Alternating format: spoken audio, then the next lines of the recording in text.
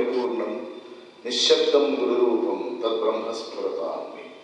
పరమ మాహేశ్వర స్వరూపుడు సచ్చిదానంద గురుమూర్తి అయిన భగవాన్ సత్యసాయి దివ్య చరణారవిందాలకు ప్రణామ సహస్రం సమర్పిస్తూ కోటి సమితి సత్యసాయి సేవా సమితిలో ప్రధానంగా కోటి సమితికి ఒక విశిష్టమైన ప్రత్యేకమైన పవిత్రమైన స్థానం ఉంది.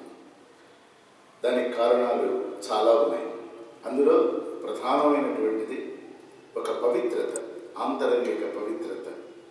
ఏ కార్యక్రమం చేపట్టినా ఓ కీర్తి కోసం కాకుండా, ఒక పాపులారిటీ కోసం కాకుండా, స్వామికి మేము నివేదించుకునేటువంటి ఒక విషయంగా భావన చేస్తూ, అందరినీ సమన్వయం చేసుకుంటూ, ఎప్పటికప్పుడు ఒక వినూత్నమైనటువంటి విధానానికి శ్రీకారం చుడుతూ, అంతా స్వామి చేయిస్తున్నారు అనేటువంటి భావనతో శాస్త్రి గారితో మొదలై సమితి సభ్యులందరూ, భక్తులందరూ ఒక్క మాట మీద, ఒక్క బాట మీద, ఒకే పరమాత్మ సత్యసాయి భగవానుడి మీద మనస్సును లగ్నం చేసి చేసేటువంటి పవిత్రమైనటువంటి కార్యక్రమాలు ఎన్నేళ్లుగానూ నేను చూస్తున్నాను. ఇంత దివ్య ఆవరణంలో ఇంత సద్భక్తులైనటువంటి సత్సంగుల మధ్య స్వామిని ఏ క్షణాన తలుచుకున్నా అది పవిత్ర యజ్ఞమే. కాబట్టి ఆ యజ్ఞంలో నేను ఒక నిరంతర భాగస్వామిని. ఎప్పుడూ ఆనందం కలుగుతుంది, ఇక్కడికి రావాలని అనిపిస్తుంది. ఇవాళ దీన్ని ఏదో చాలా బిజీగా ఉన్నాం, వద్దులే అనాలని అనిపించదు. వెళ్ళి వచ్చి మిగతా పనులు చేసుకుందామని అనిపిస్తుంది. అది సమితి సభ్యులందరూ కూడా ప్రదర్శించిన, ఇచ్చినటువంటి ప్రేమే కారణం. ఇక రెండవది, ముఖ్యంగా బాల వికాస్, యువకులు, ఉద్యోగార్థులు, బాగా చదువుకున్న వాళ్ళు, వీళ్ళందరి కోసం ఒక పాయ, సంగీత ప్రియత్వం, రాసక్యం రెండో వైపు, భక్తి భజనలు ఒకవైపు, సాయి గాయత్రి విషయాన్ని మహా ఉద్యమంగా స్వీకరించి దానిలో పవిత్ర కార్యక్రమంగా భావించి వాడవాడల అనేకమైనటువంటి నూతన గృహాలలో దాన్ని తీసుకువెళ్ళినటువంటి ఒక విశిష్టమైనటువంటి సమితిగా నేను కోటి సమితిని ఎప్పుడు ప్రేమిస్తాను, గౌరవిస్తాను. దీని తర్వాత ఇవాళ ఈ పేరెంటింగ్ ఎగ్జిబిషన్లో మనం చేయవలసింది ఒకటే, మన తల్లిదండ్రులు గొప్పవాళ్ళే కనుకనే మనం ఈ మాత్రమన్నా స్వామి ఆవరణంలో ఉండగలిగాం. మన పిల్లలకి, మన తర్వాత వచ్చే తరానికి ఈ పేరెంటింగ్ నెమ్మదిగా దూరం అయిపోతున్నది. కుటుంబ వ్యవస్థ పలచబడిపోతున్నది, విచ్ఛిన్నమైపోతున్నది. తల్లికి, తండ్రికి, బిడ్డకి ఉండవలసిన సమన్వయం నెమ్మదిగా లోపిస్తూ ఉన్నది. ఆర్థిక సంబంధాలే నిజమైన సంబంధాలుగా భ్రమించే రోజులు వచ్చినాయి. అటువంటి సమయంలో తల్లి గర్భంలో బిడ్డ ఉండగానే వాడికి భగవంతుని యందు భక్తి కలిగేలాగా పవిత్రమైనటువంటి స్త్రీమూర్తులంతా కూడా ఆ 9 నెలలు, ఆ 10 నెలలు శిశువుదయం అయ్యేదాకా అతి భయంకరమైనటువంటి టీవీ అనేటువంటి ఒక రాక్షసుని మన వాకిట్లో నుంచి వెళ్ళగొట్టగలిగినట్లయితే ఆ తల్లి భజనలలో, సత్సంగాలలో, సంకీర్తనల్లో, భగవన్నామ స్మరణలో, పురాణ పఠనంలో మనస్సును నిమగ్నం చేసుకోగలిగినట్లయితే తల్లి తిన్న తిండే ఆ లోపల ఉన్న గర్భస్థ శిశువుకి తిండి. తల్లి ఆలోచనే బిడ్డడి ఆలోచన. తల్లి పీల్చే గాలి, ప్రాణవాయువు అన్నీ కూడా బిడ్డకి సంక్రమిస్తాయి. గనక ఏ రకమైన కాలుష్యం, భావ కాలుష్యం లేనటువంటి ఒక ఉదాత్త స్థితిలో స్త్రీమూర్తులంతా జీవించాలి. ఆ స్త్రీమూర్తులు అలా ఉండటానికి పురుషులంతా సహకరించాలి. ఇంట్లో ఒక పవిత్రమైన వాతావరణాన్ని, సాయి రామనామ స్మరణాంచిత దేగులుగా ఉన్నట్లయితే ఒక జాతి, ఉత్తమోత్తమైన జాతి పుడుతుంది, నిర్మాణం జరుగుతుంది. ఎందుకంటే పుట్టిన తర్వాత దాన్ని ట్రాన్స్ఫార్మ్ చేయడానికి చాలా సంవత్సరాలు పడుతుంది. కానీ తల్లి గర్భంలోనే ఊపిరి పోసుకుంటున్నటువంటి వేళ మనం గనక ఈ చిన్న చిన్న మెలకువలు పాటించినట్లయితే భగవంతుని యందు భక్తి, పరమేశ్వరుడి యందు అపారమైనటువంటి ఒక నిశ్చలమైనటువంటి నమ్మకం, ఈ రెండూ గనక తల్లి నేర్చుకుని అనుభవించగలిగినట్లయితే, భగవత్పరమైనటువంటి కీర్తనలు గనక వింటూ ఉన్నట్లయితే లోపల ఏర్పడేటువంటి శ్రవణేంద్రియాలు, కర్మేంద్రియాలు, జ్ఞానేంద్రియాలు, మనస్సు, ఈ 11 ఏకాదశ రుద్రులు అంటే పైన బయటపెట్టే 11 లింగాలు కావు. ఆ ఏకాదశ రుద్రాత్మకమైనటువంటి ఈ జీవితం. రుద్రుడు అంటే 2 అర్థాలు ఉన్నాయి. ఒకటి కన్నీరు తెప్పించేవాడు అని అర్థం. ఆ రుద్రుడికే 2వ పేరుంది, కన్నీరు తప్పించేవాడు అని అర్థం ఉంది. ఇది రుద్రాధ్యాయంలో మనం చక్కగా గమనిస్తాం. ఎందుకు తెప్పిస్తాడు అంటే మాలిన్యాలు పోవాలి గనక. ఎందుకు తప్పిస్తాడు అంటే మనకు ఆనందం కావాలి గనక.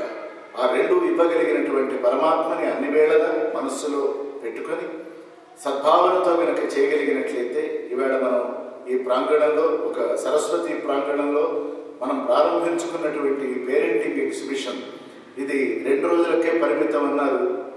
సాధ్యమైతే వర్కింగ్ డేస్ ప్రతిరోజు ఆ ప్రిన్సిపాల్ని అడిగి మిగతా స్కూల్స్ కూడా ఇక్కడికి వచ్చే ఏర్పాటు ఏదైనా చేస్తే, ఎందుకంటే ప్రారంభించాము, దాన్ని 10 మందికి అందించేటువంటి దిశగా స్వామి ఆ అనుగ్రహాన్ని మనకి ఇవ్వాలని నేను కోరుకుంటూ, ఇది విజయవంతం అయి తీరుతుంది.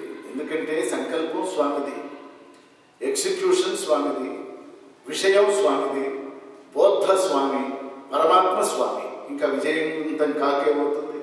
కాబట్టి ఎంతమంది వచ్చారని కాదు, ఎన్ని వేల మంది ఇక్కడికి వచ్చి దర్శనం చేశారని కాదు, ఎంతమంది దీని నుంచి లాభం పొందారు. ఒక సమర్థుడైనటువంటి గురువు గనక అక్కడ ఉండి ఒక్కొక్క విషయాన్ని చెప్తూ, ఒక గ్రూపుగా 10-15 మందికి ఆ విషయాలన్నీ చెప్తూ నెమ్మదిగా సత్యసాయి భగవానుడి దివ్య ఆవరణలో కనుక మన ఈ ఎగ్జిబిషన్ కనీసం ఒక 1 డజన్ మందిని పుటపర్తికి వెళ్ళేటువంటి ఒక ప్రేరణ కలిగించినట్లయితే ఈ ఎగ్జిబిషన్ ఆ సార్థకత నిలుపుకుంటుంది. మళ్ళీ అతి త్వరలోనే కోటి సమితి ఒక వినూత్నమైనటువంటి కార్యక్రమానికి శ్రీకారం చుట్టాలని, స్వామి యొక్క అనుగ్రహం అండా దండ అన్ని వేళల ఈ సమితికి ఉండాలని నేను కోరుకుంటూ, ఇది సమితి అంటే స్వామి చెప్పారు, మితి లేనిది, అమితమైనది, పరిమితం ఎరగనిది. ఆ పరమేశ్వరుడు అనుగ్రహం ఉన్న తర్వాత అదే నడిపిస్తుంది కనుక ఇది కోటి సమితుల పెట్టుగా నేను భావిస్తూ, స్వామి అనుగ్రహామృత వర్షిని అన్ని వేళలా అందరిపై ఒక వృష్టిగా కురవాలని కోరుకుంటున్నాను. జాతస్య హి ధ్రువో మృత్యు. శరీరం వచ్చిందంటే ఎందుకు వచ్చిందంటే పోవటానికి వచ్చింది. ఎందుకు పోతుందయ్యా అంటే పోవాలి కనుక పోతుంది. అయితే ఎన్నాళ్ళున్నామని కాక, ఎన్నేళ్ళున్నామని కాక, ఎలా జీవించామన్నది ప్రధానం. మన వల్ల ఎవరికైనా హాని జరిగినా, ఎవరికైనా అననుకూలత ఏర్పడినా అది మన లోపమే కానీ మరొకటి లోపం కాదని భావిస్తూ ఒక ఉత్తమమైన జీవితాన్ని గడపాలి. ఈవేళ మన సాయి సోదరుడు వయస్సులో నాకు ఆయనకి చాలా తేడా ఉంది. 76 సంవత్సరాలు సుమారుగా ఆయనకి. మీ అందరికీ తెలిసే ఉంటుంది నారాయణరావు గారు అంటే ఎవరో, శివంలో ఉంటారు ఆయన.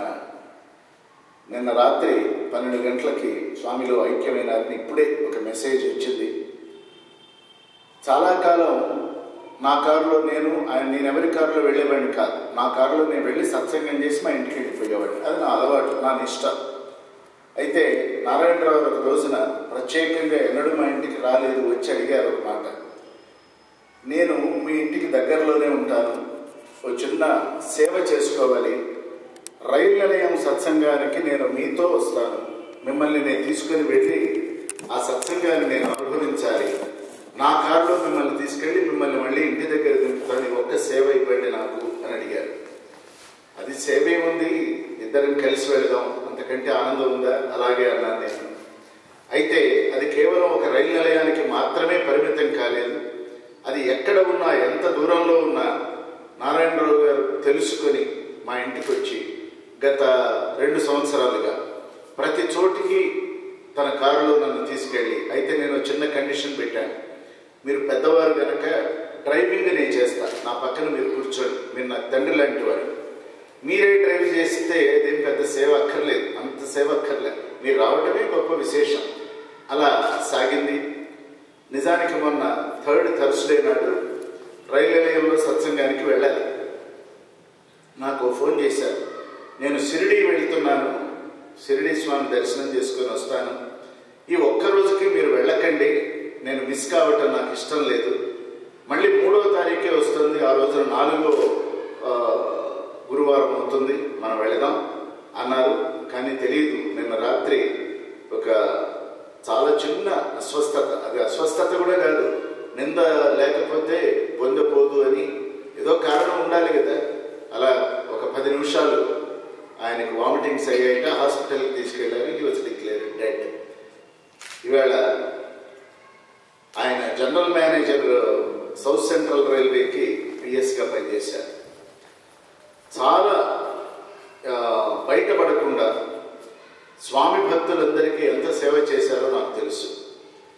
చేసేది ఆయన, మేము చేశామని చెప్పుకునే వాళ్ళు 10 మంది ఉంటారు, ఆయన మాత్రం ఎన్నడూ నేను చేశాను అని అనుకోలేదు. హయ్యర్ అప్స్లో అది ఎట్లా చేస్తే ఆ పని జరుగుతుందో చక్కగా చేసేవారు. బాగా స్వామి యందు అచంచలమైన విశ్వాసం, స్వామి యందే మనస్సును నిమగ్నం చేసుకున్నందువల్ల స్వామి బహుశా ఈ అనుగ్రహాన్ని ఈ మాఘమాసంలో శివరాత్రికి ముందు ఈ సాయుధ్యాన్ని ఇచ్చారు. వాళ్ళ కుటుంబం కూడా చాలా చక్కని కుటుంబం. వాళ్ళందరికీ కూడా స్వామి ఒక ధైర్యాన్ని ఇవ్వాలని, ఎప్పుడన్నా ఇలాగే కోటి సమితి అక్కడికి ఇక్కడికి అనేక సమితులన్నింటికి వెళుతూ ఉన్నప్పుడు ఆయన అనేవారు, మిగతావన్నీ ఏమో ఎట్లా ఉన్నా చాలా బాగా జరుగుతాయి, చాలా ఆనందంగా ఉంటుంది అక్కడికి వెళితే అని అనేవారు. ఇవాళ ఆయన స్వామిలో ఐక్యమైనారు. మనం విషాదం చెందించవలసిన పనేం లేదు. ఎందుకంటే అనాయాసేన మరణం వినా దైన్యేన జీవనం, దైన్యం లేని జీవితం గడపాలి, అనాయాస మరణం పొందాలి. అలా అయ్యో ఏం లేదే, రోగాలు లేవే, ఎలా పోయాడు అని కాకుండా ఏమీ లేకుండా పోవటం ఎంత అదృష్టం.